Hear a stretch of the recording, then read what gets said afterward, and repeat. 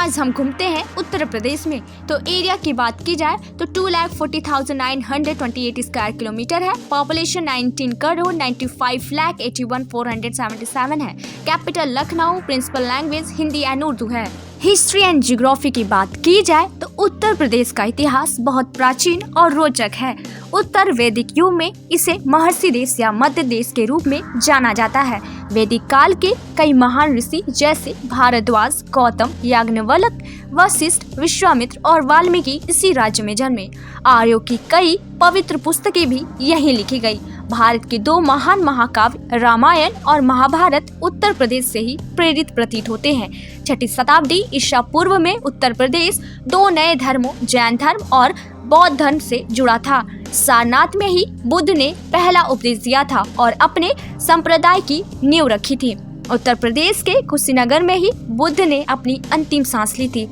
उत्तर प्रदेश में अयोध्या, प्रयागराज, वाराणसी और मथुरा जैसे कई केंद्र शिक्षा के प्रतिष्ठित केंद्र बन गए हैं। मध्यकाल में उत्तर प्रदेश मुस्लिम शासन के अधीन रहा और इसने हिंदू और इस्लामी संस्कृतियों के नए संश्लेषण का मार्ग प्रशस्त किया।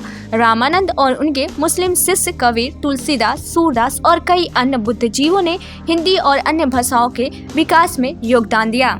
उत्तर प्रदेश ने ब्रिटिश शासन के दौरान भी अपनी बौद्धिक उत्कृष्टता को बरकरार रखा। अंग्रेजों ने आगरा और अवध को मिलाकर एक प्रांत बनाया और इसे United province of Agra and Awadh कहा। 1935 में इसका नाम छोटा करके यूनाइटेड प्रोविंस कर दिया गया। जनवरी 1950 में यूनाइटेड प्रोविंस का नाम बदलकर उत्तर प्रदेश कर दिया गया।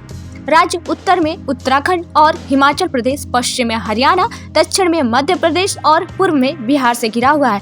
उत्तर प्रदेश को दो अलग अलग क्षेत्रों में विभाजित किया जा सकता है, दक्षिणी पहाड़ी और गंगा का मैदान। एग्रीकल्चर की बात की जाए तो राज्य की 66% आबादी का मुख्य व्यवसाय एग्रीकल्चर है। राज्य में शुद्ध खेती योग्य क्षेत्रफल 164.17 लाख हेक्टेयर है। उद्योग एवं खनिज की बात की जाए तो पहले के रिकॉर्ड के अनुसार राज्य में 6,12,338 लघु उद्योग थे, जिनमें कुल 7,172 करोड़ रुपए का निवेश शामिल था।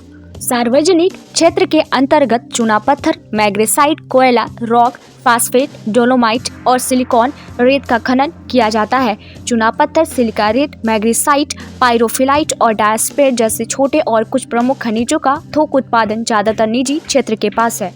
महत्वपूर्ण खनिज आधारित उद्योगों में सोनभद्र में बड़े सीमेंट संयंत्र शामिल हैं। बिजली और सिंचाई की बात की जाए तो 14 जनवरी 2000 में उत्तर प्रदेश राज्य विद्युत परिषद का पुनर्गठन कर उत्तर प्रदेश पावर कॉर्पोरेशन, उत्तर प्रदेश राज्य विद्युत उत्पादन एवं उत्तर प्रदेश जल विद्युत निगम का गठन किया गया था। वर्ष 2001-2 के दौरान कुल स्थापित क्षमता 4,659 मेगावाट थी। वर्ष 2006 एंड 7 में यह 5,011 मेगावाट थी, जिसे अब बढ़ाकर 5,077 मेगावाट कर दिया गया है। वर्ष 2001-2 के दौरान कुल विद्युत उत्पादन 22,06,330 लाख किलोवाट था।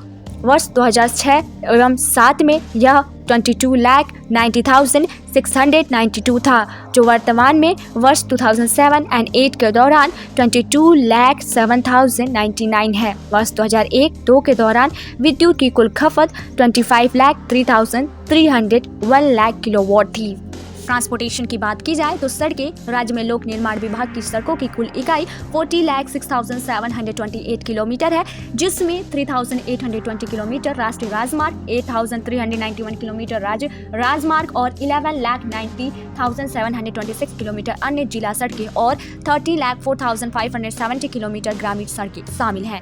रेलवे लखनऊ उत्तरी रेलवे का मुख्य जंक्शन है। अन्य महत्वपूर्ण रेलवे जंक्शन आगरा, कानपुर, इलाहाबाद, मुगलसराय, झांसी, मुरादाबाद, वाराणसी, टुडला, गोरखपुर, गोंडा, फैजाबाद, बरेली और सीतापुर है। विमान की बात की जाए तो लखनऊ, कानपुर, वाराणसी, इलाहाबाद, आगरा, झांसी, बरेली, हिंडन, गाजियाबाद, गोरखपुर, सरसामा, सहारनपुर और फुर्सतगंज, रायबरेली में हवाई अड्डे हैं। फेस्टिवल की बात की जाए तो कुंभ मेला इलाहाबाद दुनिया का शायद सबसे बड़ा कुंभ मेला हर 12वें साल इलाहाबाद में और अर्ध मेला छठे साल आयोजित होता है। पर्यटक केंद्र की बात की जाए तो ताजमहल आगरा उत्तर प्रदेश में सभी प्रकार के पर्यटकों के लिए विभिन्न आकर्षक बना हुआ है।